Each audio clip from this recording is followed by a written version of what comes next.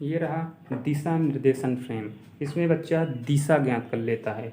ये है 1 और ये अब इधर डायरेक्शन करेंगे तो ये हो जाएगा 2, इधर कर देंगे तो ये हो जाएगा 3, इधर कर देंगे नीचे तो ये हो जाएगा 4।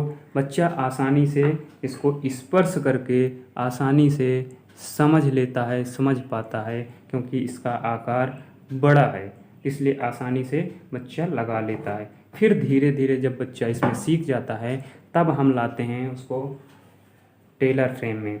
ये रहा टेलर फ्रेम, सेम वही है, ये छोटे आकार में है, तो छोटे बच्चे इसको अच्छे से समझ नहीं पाते, इसमें पहचान नहीं कर पाते, इसलिए वो लेट सीखते हैं।